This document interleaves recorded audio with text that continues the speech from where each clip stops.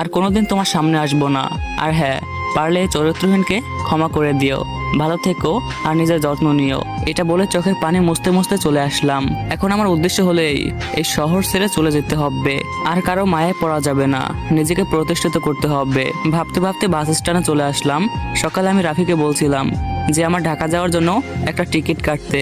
বাসে উঠে সিটে বসলাম। একটু পরে বাস ছেড়ে দিল। বাস চলার দূরত্ব যতই বাড়তেছে আমার মনের ভিতর অশান্তি ততই বাড়তেছে। নিজের শহর ছেড়ে চলে যাচ্ছি, যেতে মন চাচ্ছে না, কিন্তু আমি অসহায়, আমি বাধ্য। এই ছিল সামিয়ার ভালোবাসা। তবে অবিশ্বাস করার এই কথা, যেখানে নিজের পরিবারের লোক আমাকে বিশ্বাস করে নাই, সেখানে সে তো অন্য ফ্যামিলির মেয়ে। ভাবতেছি ঢাকা যেয়ে আমি কি করব, কি খাবো। আমার কাছে ক্রেডিট কার্ড, মানি ব্যাগ, ঘড়ি, মোবাইল কিছুই ছিল না। সব বাসায় রেখে আসছি, শুধু সিম কার্ডটা পকেটে আছে। আসার সময় রাফি আমাকে জোর করে 10,000 টাকা দিয়েছিল। এটাই